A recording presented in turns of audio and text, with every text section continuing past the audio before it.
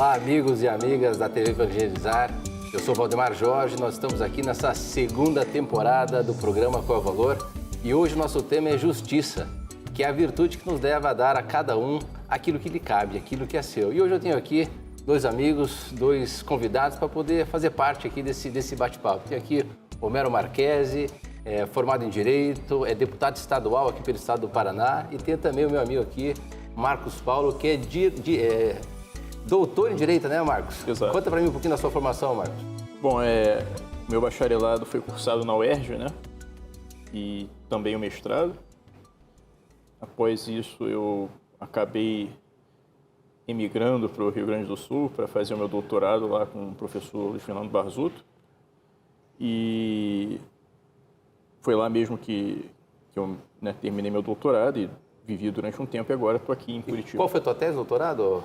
Então, a minha tese de doutorado foi os pressupostos filosóficos dos direitos do homem, né? Dos direitos do homem. Hoje a gente vai falar sobre justiça. E o Homero Marchese, nosso amigo aqui, deputado federal, formado em Direito aqui no Paraná, Homero? Estadual, né, Valdemar? Estadual, né? Isso. Já coloquei o federal agora? Já me promoveu. Já te promoveu.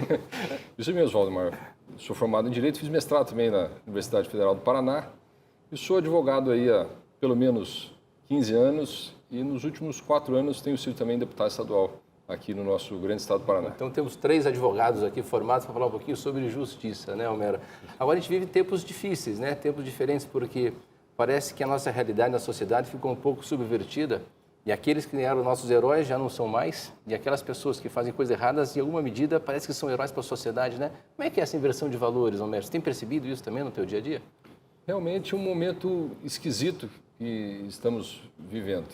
Eu acho que o Brasil, há algum tempo atrás, passou por um grande processo de depuração, né? Houve uma grande insatisfação popular, milhões de pessoas nas ruas lutando contra a corrupção, a favor da responsabilização das pessoas pelos seus atos, e parece que, de um tempo para cá, a gente regrediu um pouco nisso. Isso voltou olho por olho, dente por dente? Parece que sim, parece que a gente voltou um pouco atrás, né? E isso é um pouco preocupante e isso faz essa discussão bastante relevante.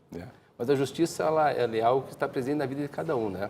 Eu acho que a pessoa não se torna uma pessoa justa de um momento para o outro, né, Marcos? Eu acho que é um hábito necessário que a pessoa vai praticando atos de justiça até se tornar uma pessoa justa. Eu lembro que eu era pequeno, que eu fui no mercado fazer uma compra, que era 1,5 quadra da minha casa, e chegando lá, me deram um troco a mais. E eu voltei para casa, naquela inocência de criança, tinha uns 9 anos de idade, em Cascavel, cidade pequena, no Paraná.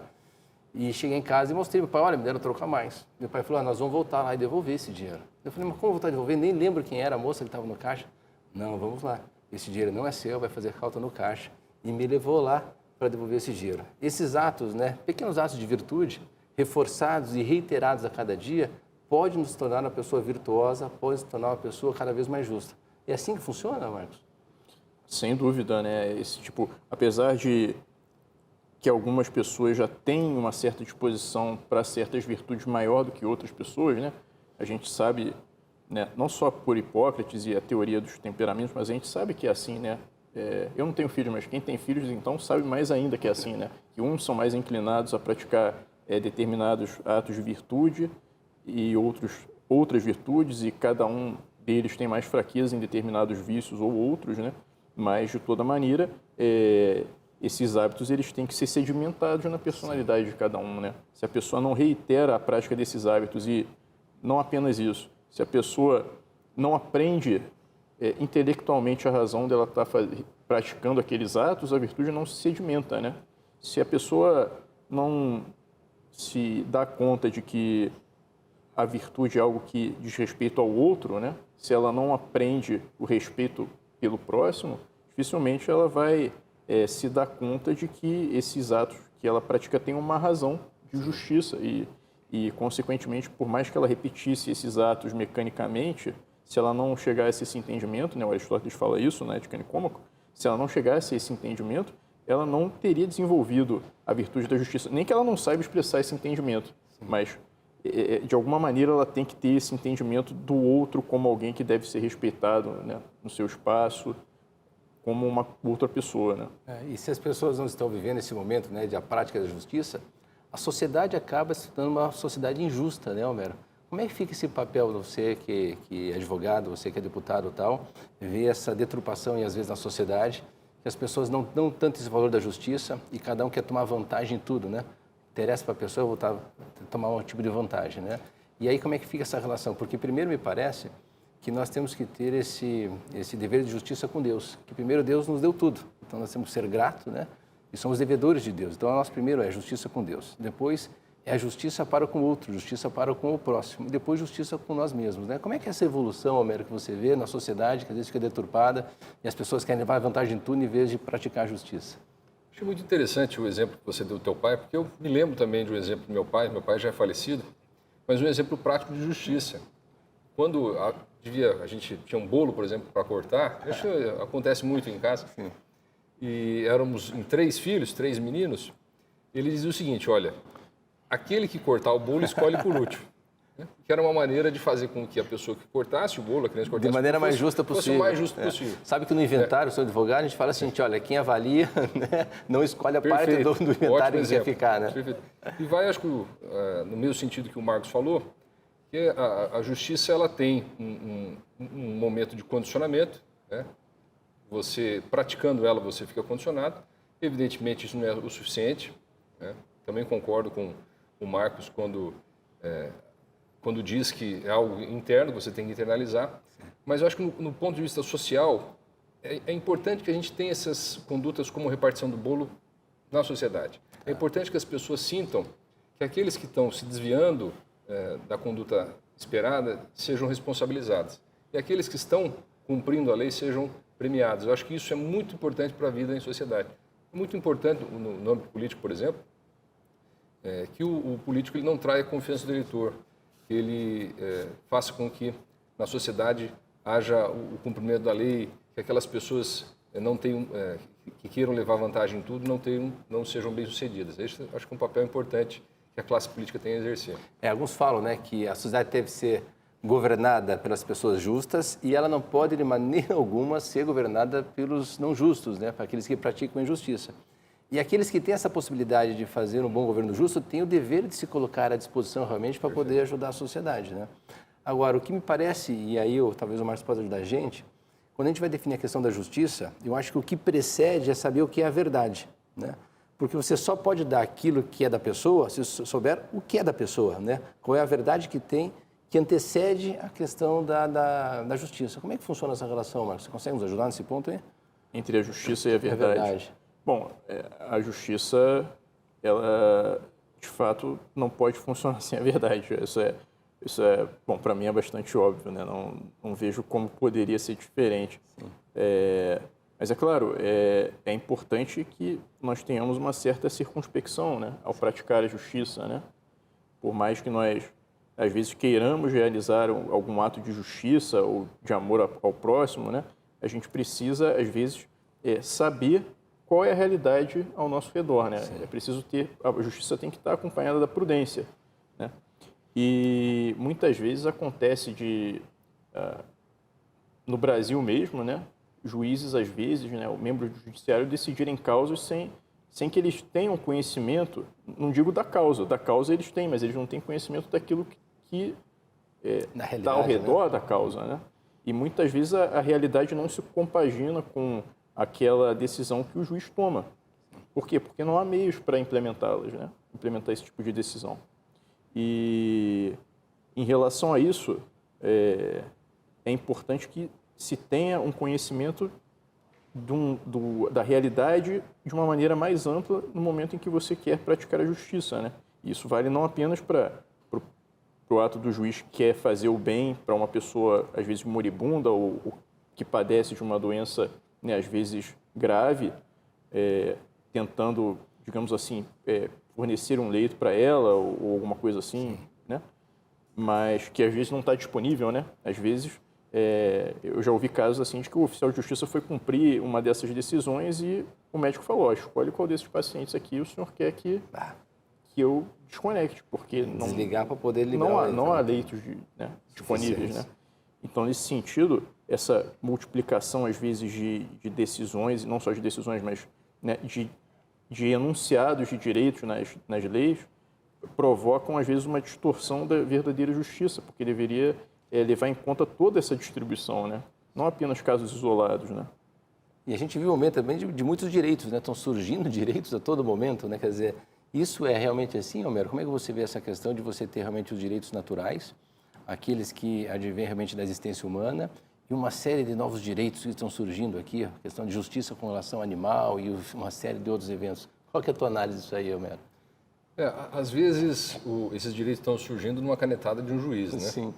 Não foram previamente fixados numa lei, por exemplo. É importante que a justiça seja desenvolvida também no equilíbrio, senão nós não temos justiça, nós temos um justiceiro, né? Infelizmente, acho que o Marcos tocou num ponto interessante, que é o do chamado ativismo judicial, que tem acontecido muito no Brasil, que é sob o pretexto de fazer justiça, alguns magistrados estão desconsiderando o papel, por exemplo, de um parlamento que é aquele colegiado de pessoas que foi eleita para decidir o que é bom ou não na sociedade para ser cumprido numa lei. E esse problema também da multiplicidade de direitos, eu concordo com você. Eu acho que a sociedade deveria talvez inverter um pouco e falar mais em deveres do que direito, né? Aliás, o conceito técnico de direito ele exige, em contrapartida, um dever, mas a gente não tem muito notado isso, né? Então, ficou, de alguma maneira, tem se acostumado no Brasil a dizer que todo mundo tem direito, mas se esquece também do outro lado, que é o dever que as pessoas têm de cumprir a lei, de respeitar os outros, de não tentar levar vantagem nas coisas que fazem.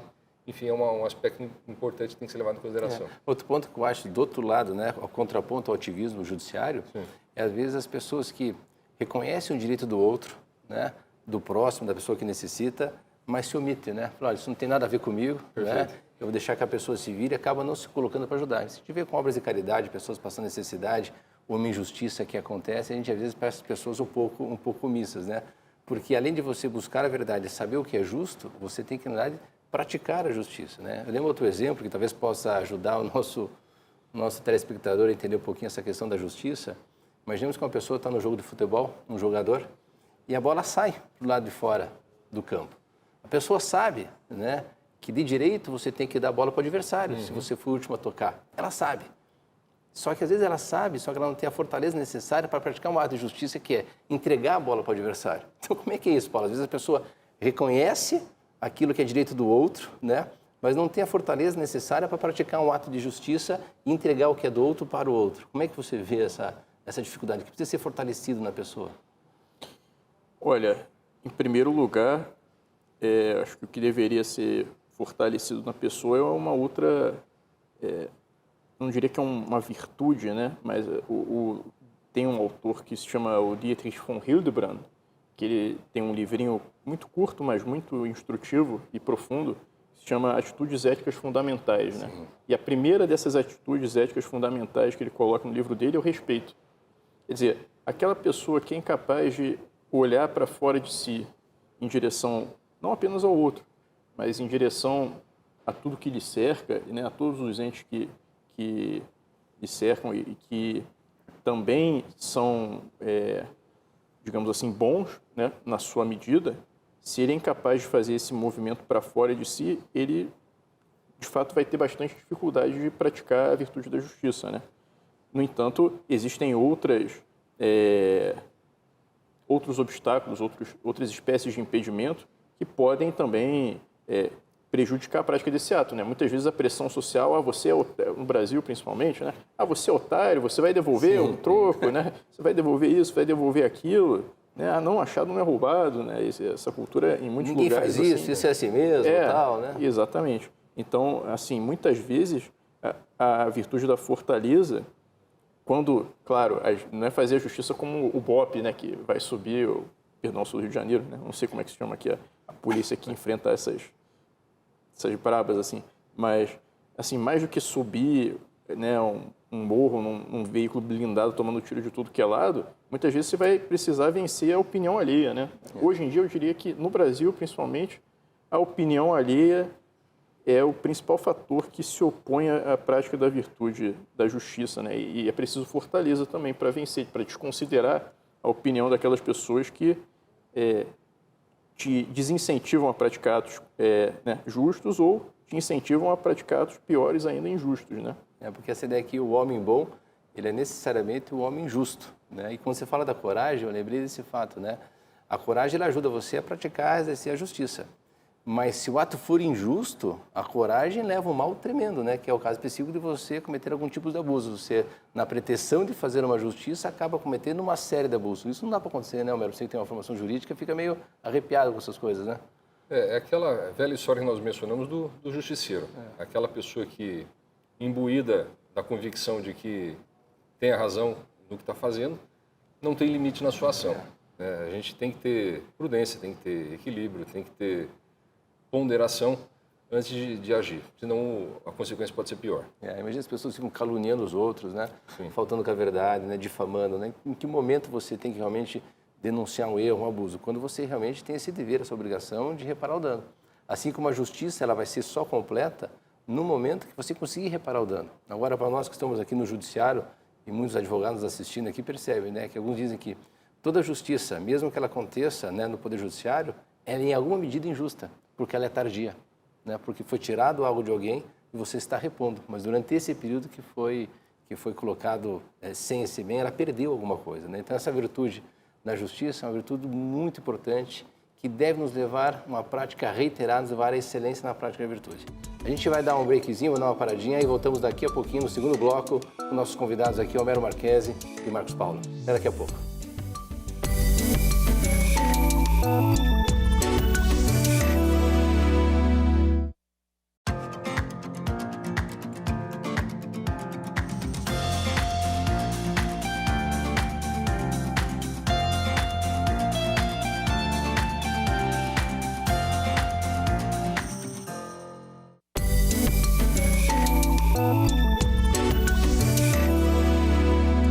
Olá, boa noite a todos.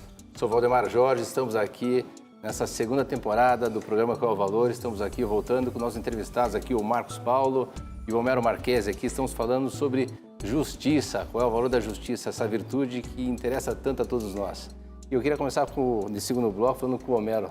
Homero, como é que fica essa relação entre justiça e corrupção? Bom, a corrupção é um mal, né? É alguém levando vantagem, basicamente é isso.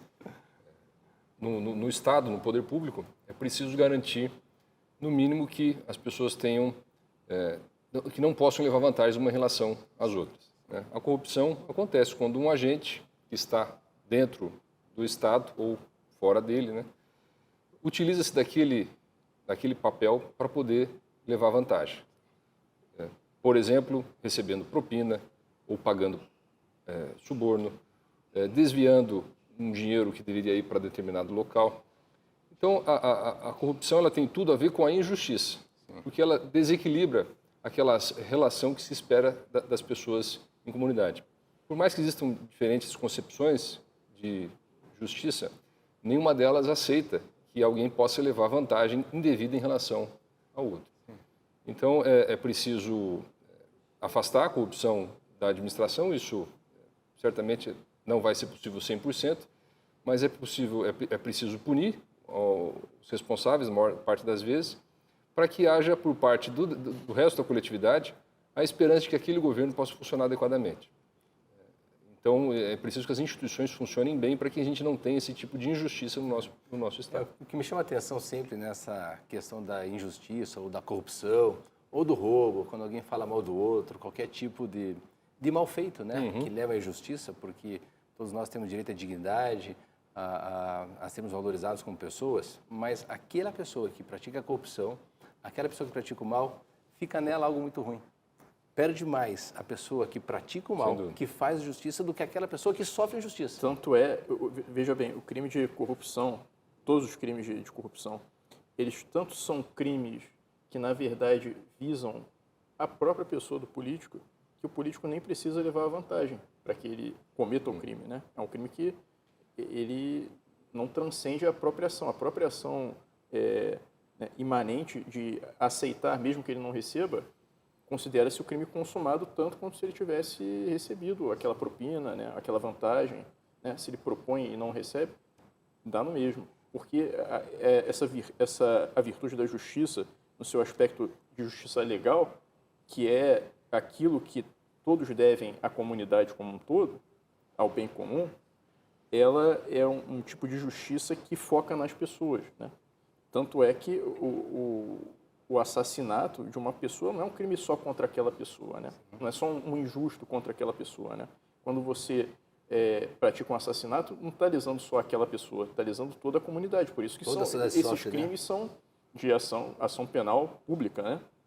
Eu acho engraçado porque essa questão da corrupção ela é complexa, né? Porque tem a corrupção ativa e a passiva, né? Exato. E quando se fala em corrupção, é uma corrupção da própria pessoa, né? Ela própria se torna uma pessoa corrompida, né? Tanto por isso que oferece o dinheiro quanto o cara que recebe o dinheiro. As pessoas pensam no dinheiro, mas na verdade esses crimes eles visam a coibir práticas que corrompem o próprio caráter da pessoa, né? E a própria crença na funcionalidade, na honestidade das instituições, né? Porque, claro, o sujeito pode ter até aquele desejo de receber a propina e nunca expressá-lo. Mas a partir do momento que ele expressa, ele está se comunicando com o outro e, portanto, está estabelecendo ali uma relação interpessoal, que é justamente o objeto da virtude da justiça, né? E assim, de certa maneira, ele está escandalizando o outro, né? E se ele faz isso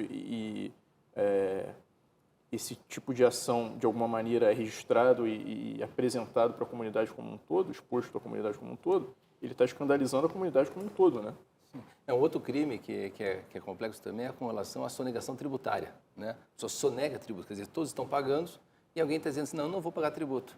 E aí tem uma falsa noção de justiça ou injustiça que as pessoas falam, não vou pagar tributo. Por quê? Porque os outros também não estão pagando.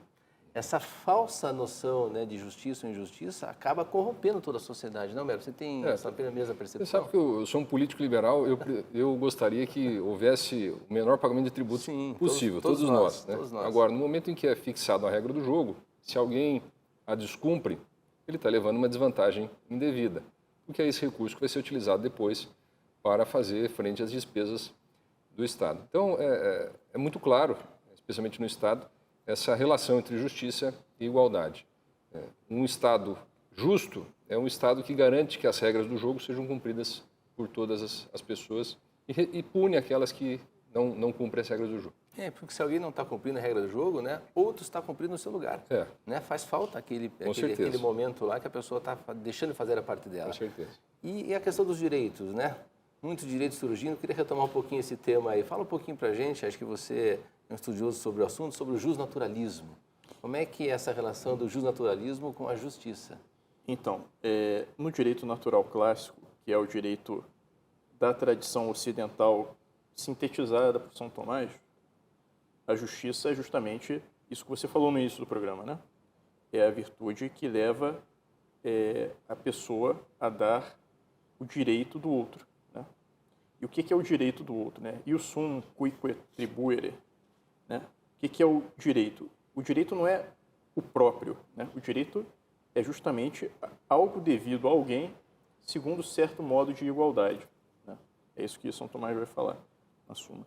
Então, a justiça, estruturalmente, numa sociedade, ela se articula em torno a uma relação de três pessoas, né? A justiça é principalmente a virtude do juiz, né?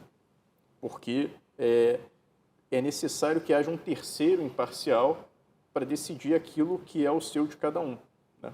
É claro que as pessoas, conhecendo a lei, né, novamente, a lei deve ser emanada de alguma espécie de terceiro, né, ou pelo menos ela deve constar de alguma espécie de pacto, né, que o contrato é a lei escrita, né, mas o contrato ele fica ali, de certa maneira, fixado naquela forma, né, e as pessoas têm que obedecer aquilo ainda que elas mudem de opinião ou de disposição posteriormente. É claro que existe a cláusula rebus sic stantibus para adequar mudanças de situação extremas, mas a necessidade de um terceiro sempre na justiça, né?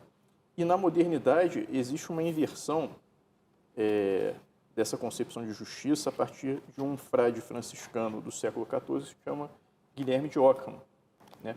Ele vai dizer que a justiça é a ordem interior do homem em si mesmo, né? Só que essa definição é a definição que São Tomás daria muito mais à virtude da temperança, né? Então, o que acontece? Quando o sujeito acha que pode definir o direito a partir de si mesmo, ele já está errado, né? o direito ele precisa de um terceiro. Já está posto, né? Ele não é nem algo que parte de quem, digamos assim, será beneficiado, né? Porque essa é outra característica da concepção moderna do direito, né? Para São Tomás, o ius sumum, no caso do criminoso, era a pena que ele iria receber. Aquele era o ius sumum, né? É o seu direito, né? A parte que lhe cabe é uma parte de desvantagem nesse caso, porque o direito é sempre uma parte, né? Sempre algo que está sendo participado ali na comunidade, né? Na realidade da comunidade. E a partir do momento que o direito se centra no indivíduo, os direitos, né, passam a se multiplicar na medida em que haja indivíduos dispostos e articulados a fazerem essas reivindicações, né? Que não aí entra direitos, né? E aí entra um pouco, né, um negócio chamado a Lei de Olson, né, que é digamos assim, uma percepção que um economista do século XX, Mancur Olson, teve, né, na lógica da ação coletiva, né, de que interesses, muitas vezes bem limitados numericamente, têm maior capacidade de articulação e influência do que interesses difusos e muito caros a muitas pessoas, entendeu? Então, quando você tem essa união da lei de Olson, digamos assim, com esse egoísmo dos direitos, né, o subjetivismo jurídico, né, como vai falar o Michel Villey, está criada aí um coquetel explosivo, digamos assim, né? E essa explosão causa essa multiplicação de direitos que acabam entrando em choque uns com os outros, né? Porque a partir do momento que você concebeu um direito como uma liberdade ilimitada de um indivíduo no estado de natureza, que vai ser a concepção do Ockham, de certa maneira, que vai passar para o Hobbes e para o Locke. Vai criar uma série de direitos nisso aí, né? Entre aspas, né? Direitos, né? Exatamente. Você, digamos assim, falávamos no início da justiça devida a Deus, né? Para Platão, Deus era a medida de todas as coisas. Esse subjetivismo faz com que o homem se torne a medida de todas as coisas, né? Como diria o Protágoras, né? Que era o sofista, adversário de Sócrates nas discussões. Então, isso só pode resultar em conflito, não tem outra saída para isso, né? E aí a pessoa, né, que disse Homero, né, ela é rápida, né, para poder reivindicar diversos possíveis direitos, mas ela é lenta para reconhecer os seus deveres, né? Aí o judiciário fica sobrecarregado, né, Homero? A profusão de direitos, ela também tem como consequências uma maior intervenção do Estado na vida das pessoas. Sim. Você tem, de um lado, você tem direitos naturais que independem da vontade das pessoas. Sim. São direitos que vêm de Deus, posso dizer isso. O direito à vida, à liberdade, a gozar do fruto do nosso trabalho.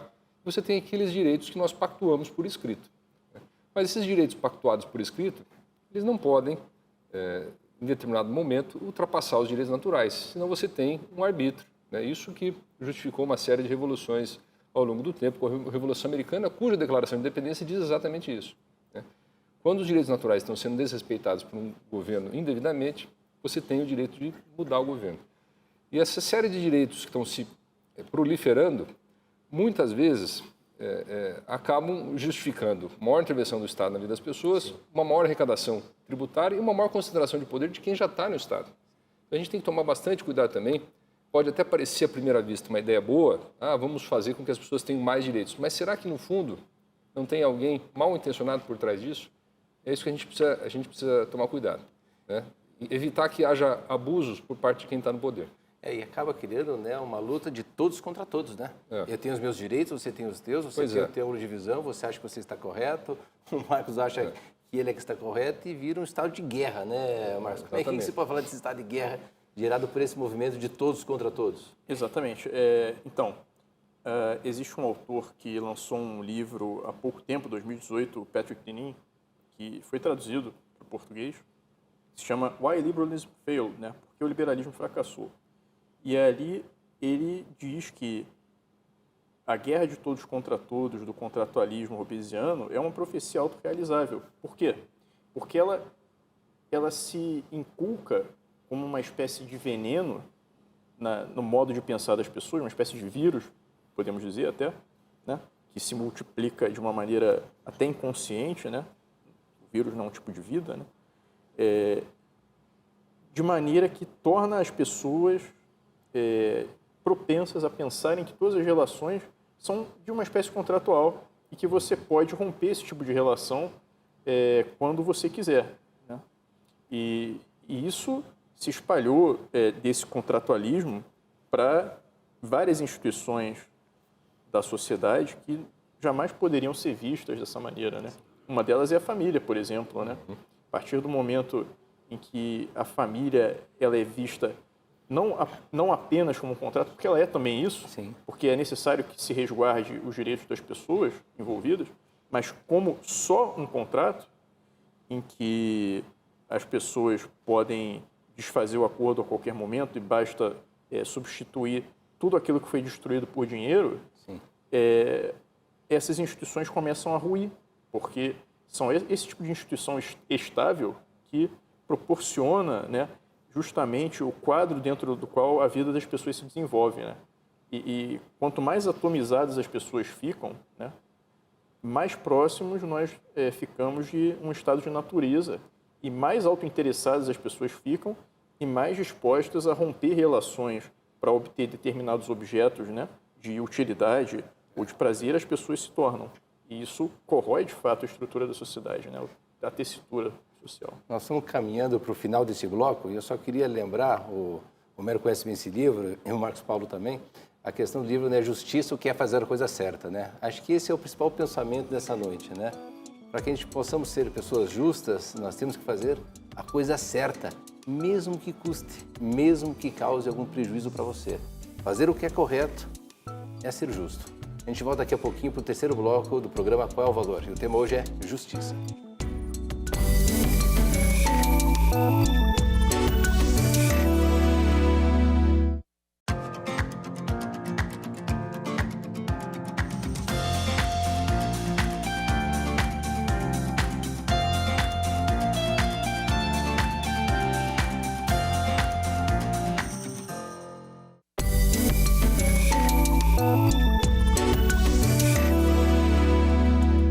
Olá, amigos e amigas da TV Evangelizar. Nós voltamos agora nesse terceiro bloco do programa Qual o Valor, com o nosso tema Justiça. E eu queria já começar esse terceiro bloco pedindo para colocar para a gente aqui o videozinho, um trailer do filme Um Sonho de Liberdade, que fala de um homem, de um jovem que foi condenado injustamente por um crime. A gente vai ver um pouquinho o desenrolar dessa história, vamos debater um pouquinho as consequências das pessoas que são condenadas por algum tipo de crime.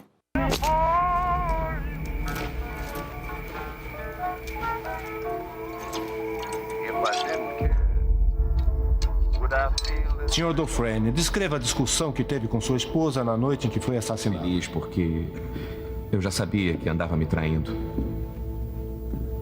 Ela disse que também queria o divórcio em Ham. Isto foi uma vingança de uma natureza muito mais brutal e a sangue frio. Considerem isto. O senhor me parece ser um homem bastante frio e sem remorso, Sr. Dufresne. Meu sangue gela só de olhar para o senhor. 2 penas de prisão perpétua, uma após outra. Uma para cada uma de suas vítimas. Assim seja. Aposta em quem, Red? Naquele cara mais alto com pinta de riquinho. Aquele cara? Impossível. 10 cigarros. Tá apostando alto. Quem vai provar que eu estou errado? Haywood, diga. Se eu fosse você, ficaria de olhos bem abertos. Obrigado pelo conselho. É de graça. Você entende a minha preocupação.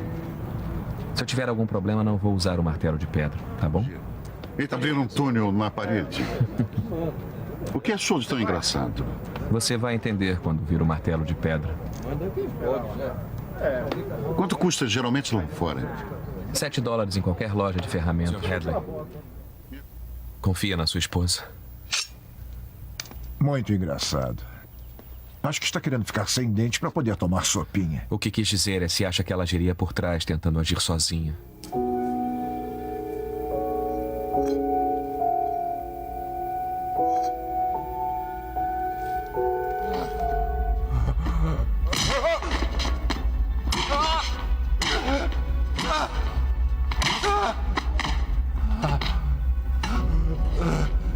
Segure os tornozelos dele. Não! Não! Não! Socorro! Socorro! Não! É bom saber que está lendo a Bíblia. Alguma passagem preferida? Vigiais, pois, porque não sabeis quando virá o dono da casa. Marcos 13:35. Sempre gostei dela. Mas eu prefiro... Eu sou a luz do mundo. Aquele que me seguir não caminhará na escuridão. Terá a luz da vida. João capítulo 8, versículo 12. Então? Então o quê? Eu sempre vi vocês juntos, eram como unha e carne. Ele deve ter dito alguma coisa. E aquela gostosa do poço? Hã? Aquela gostosa, talvez ela saiba. O que é que tem aí, gostosona? Não vai falar?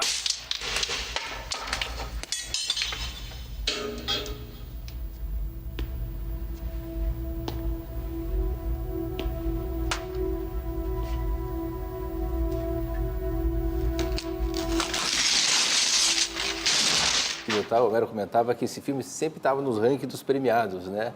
E é interessante o filme porque, na realidade, esse jovem marido, ele teve o desejo, né? Teve a intenção, realmente, de matar a esposa, mas não foi ele que matou. E foi condenado injustamente, né, Marcos? Você lembra desse filme, Marcos? O que você pode falar sobre ele? Eu só lembro de uma maneira muito vaga e genérica que ele era condenado, né? E ele era inocente e, de fato, empreendia esse esforço aí por fugir da prisão, que, de fato, é justo, né? Não é justo que algum inocente seja condenado, né?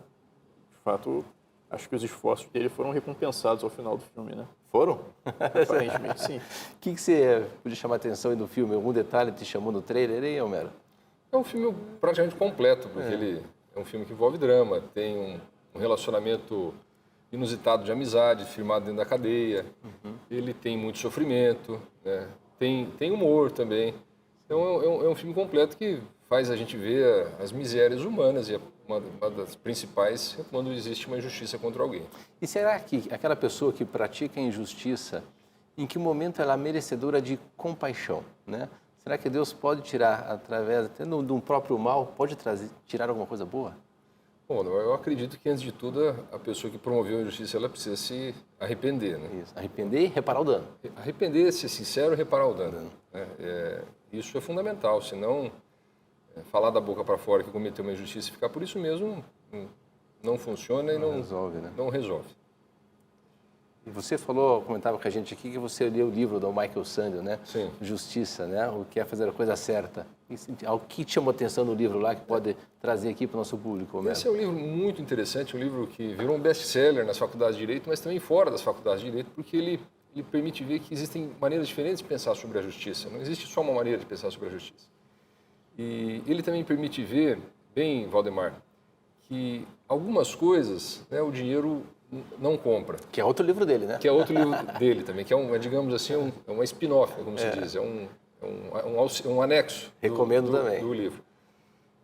Por exemplo, ele dá algumas passagens muito interessantes, ele faz você pensar a todo momento. Ele diz o seguinte: por qual motivo uma pessoa não poderia vender um órgão dela, por exemplo? Se ela tem 2 órgãos específicos, por que ela não pode vender um, continuar vivendo, ganhar um dinheirinho com isso? Por que uma pessoa, por exemplo, já com a evolução da engenharia genética, não poderia manipular, eventualmente, um gene do filho dela para o futuro? Por que isso causa, digamos assim, um dilema moral? E ele vai explicando isso passo a passo, que existem certas coisas que o direito não compra, que o corpo humano não é objeto de negócio. Né? É a dignidade, né, da pessoa humana. Né? Um bem que tem um valor intrínseco. Você respeita uma pessoa pelo fato de ela ser um ser humano, não por outro motivo qualquer. Então é um livro muito interessante que vai te apresentando com uma série de questões que te faz raciocinar e às vezes até faz você ver de forma diferente a vida. Esse livro é muito interessante, né? Porque essa questão dos órgãos, né, é importante, porque você pode fazer a doação do órgão, que é um ato nobre, né, um ato de caridade, um ato de misericórdia, mas você não pode vendê-lo, né? Porque você acaba corrompendo, né, a natureza humana ao transformar um órgão humano, o corpo humano, em mercadoria. E isso causa um mal muito grande para a pessoa e para a sociedade, você realmente transformar essa materialização daquilo que é essa dignidade da pessoa humana. É nessa linha, Marcos? Sem dúvida, né? Você, enquanto falava isso, eu acabava de me lembrar que, né, próprio casamento é isso, de certa maneira, né? É uma doação dos corpos dos esposos um ao outro, né? Tem coisas que são tão valiosas que não podem ser compradas, só podem ser entregues de livre e espontânea vontade, né? E, de fato, acho que o casamento é um exemplo paradigmático disso que você falou, né? Porque aí é o corpo inteiro, né? E a pessoa que está doando uma parte, é claro que, bom, mas, de certa maneira, né, na tradição católica e cristã, né? Principalmente a católica, né? O homem deve, aliás, né? Cristã, né? Porque podemos dizer, porque está inscrito na Bíblia, né? O homem deve ser capaz de dar a sua vida por sua esposa, né? Tem que amar a esposa como Cristo amou a igreja, ou seja, ele deve ser capaz de dar a vida pela esposa, né? Então, quando ele entrega o corpo no altar, não é algo que ele está fazendo aí de brincadeira, né? Ele tem que ter essa consciência de que ele é capaz de dar a vida por aquela mulher, né? E dar a vida é dar essa vida corporal aqui, né? Não a vida eterna, né? Enfim. Outro exemplo que tem do livro também é a questão de você comprar fila, né? No transplante de órgãos também, ou comprar a fila para poder encurtar o seu tempo de ser atendido do médico, né? Ele fala realmente, isso é uma coisa que está acontecendo muito na China, essa questão de você ocupar um espaço que era de outro na fila. Como é que você vê essa questão? É justo ou injusto você comprar o lugar da fila e, por exemplo, o lugar da fila na área de saúde e depois financiar um hospital, a compra de um outro investimento para poder salvar a vida de outras pessoas? O que é interessante no livro é que certamente nós vamos encontrar pessoas no mundo que entenderiam que o certo a fazer seria permitir esse tipo de coisa. Essa pessoa argumentaria, por exemplo, que com o dinheiro da compra do lugar na fila, aquela pessoa que recebeu poderia fazer outras coisas, poderia movimentar a economia, poderia ter mais utilidade. Mas o que ele faz ver também é que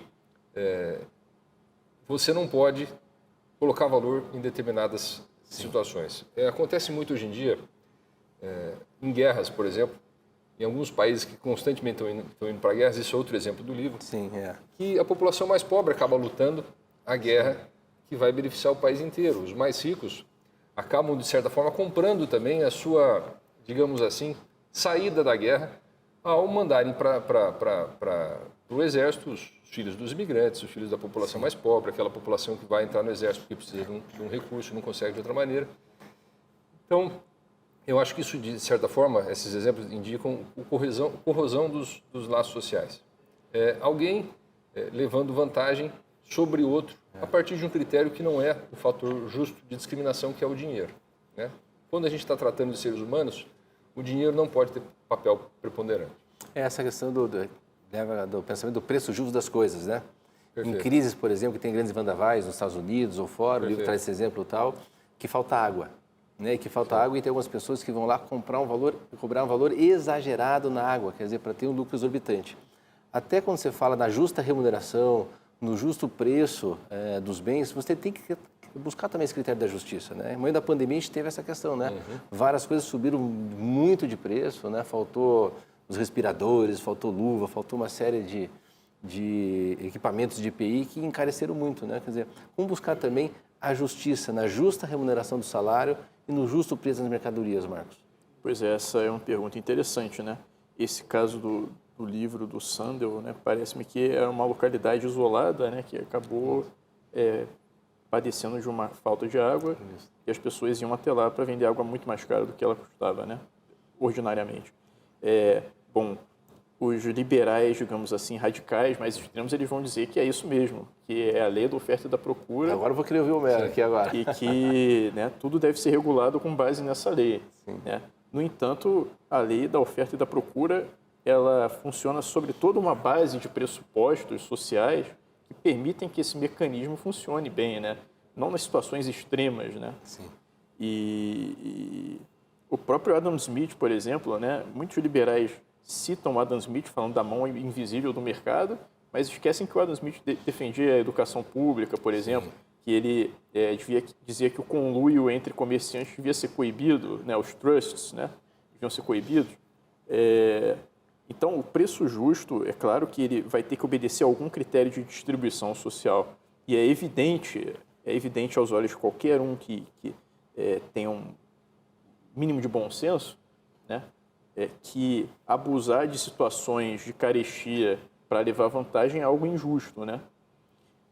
Porque, veja bem, a água é um bem essencial, né? Então, ele é constitutivo da igualdade fundamental de todos os seres humanos. Se ele é um bem essencial e você está ordenando a distribuição dele por quem tem mais dinheiro, você está dizendo que as pessoas que têm mais dinheiro são mais dignas de viver do que aquelas que não têm, ou que têm menos. Que é exatamente o mesmo caso do cidadão que fura a fila no transplante de órgãos, né? Exatamente o mesmo. Porque isso quebra o quê? Uma igualdade fundamental que é constitutiva da nossa humanidade, né? Claro, outro caso seria, digamos assim, precisamos distribuir essa água aqui, tem poucas pessoas, teremos que decidir quem vai viver e quem não vai viver. Isso é difícil. Mas isso jamais se pode fazer com o critério do dinheiro, né? O critério do dinheiro, ele sempre nos soa injusto nesse momento, né? Sempre nos parece que há outros critérios mais razoáveis, né? Quem é capaz de promover o maior bem para a comunidade, né? Quem vai viver mais tempo, ou até o critério da vontade, né? Algumas pessoas podem escolher se sacrificar pelos outros, né? Você concorda, Homero, com essa ideia de oferta e demanda? Esse exemplo também é muito interessante. Há um desastre natural em determinada localidade e só existe um fornecedor de água. Né? Digamos que os demais fornecedores foram afetados, seu estoque foi todo destruído, mas aquele único fornecedor permaneceu. Então, antes ele vendia um galão de água a R$20, por exemplo, agora ele poderia passar a vender a 100, 200, porque ele é o único. Sim. E algumas pessoas, como o Marcos falou, alguns liberais ao extremo, poderiam dizer, bom, mas isso aí não é injusto, porque a pessoa está pagando, topou pagar. Isso pode até incentivar outros fornecedores de água a atenderem aquela comunidade, a irem até a comunidade, porque vão ter um preço mais alto. Mas eu concordo que, nesse caso específico, se está premiando uma vantagem indevida desse fornecedor de água. Não é um caso abuso, comum, né? É um abuso. É um abuso a pessoa está direito, num sofrimento, ela está sendo coagida a comprar a água porque ela não tem outro tipo de escolha nesse caso. Caminhando para o final já do programa, quero fazer uma pergunta para você. Sócrates, Homero, diz que quem praticou o mal deveria a si próprio mandar-se bater e encarcerar-se. Você concorda com Sócrates ou não? Nunca tinha pensado nisso. Mas quem pratica o mal certamente comete um ato contrário a si próprio, né? Isso eu não tenho dúvida. Comete um ato contrário a Deus e, portanto, deveria se arrepender e reparar, como você mesmo disse no bloco anterior. Muito bom, seria o ideal, né? Que as pessoas pudessem fazer uma reflexão, um exame de consciência e reparar o mal que causou, né? Perfeito. E se encontrar em paz novamente, né? Perfeito. E você, Marcos Paulo, já caminhando para o final, né? Concorda que Deus é incrível, né? Porque ele, em algumas situações, pode castigar o mal, né? Porque ele pratica uma justiça, mas ele pode também poupar o injusto, né? Poupar por uma questão realmente de bondade. Você concorda com isso? Provisoriamente ele pode fazer isso, né? Acho que no juízo final não, né? Porque ele é eminentemente justo, mas ele pode dar um tempo para que a pessoa injusta se convirta, né? E muitas vezes os seres humanos agem assim também, né? No entanto, a punição ela é certa, né? Ainda que tarde ela é certa, mas de fato, né? O próprio Evangelho diz que há mais alegria no céu por um justo que se converte do que um injusto que se converte do que 99 justos que não precisam de conversão, né? Então, isso aí, de fato, é certo. Para esse tempo, para essa terra, é certo. Muito bom. Gente, nós estamos, então, caminhando para o final do bloco. Eu queria agradecer a participação de todos vocês que nos acompanharam até aqui, agradecer ao Homero Marchese, agradecer ao Marcos Paulo, a gente falou hoje sobre justiça. E eu queria encerrar com um dito poético, né, de Aristóteles, que ele fala: nem a estrela da tarde, nem a estrela da manhã são tão maravilhosas como a justiça. Vamos praticar a justiça, fazer o que é certo, mesmo que custe, mesmo que doa. Um abraço a todos, até o próximo programa.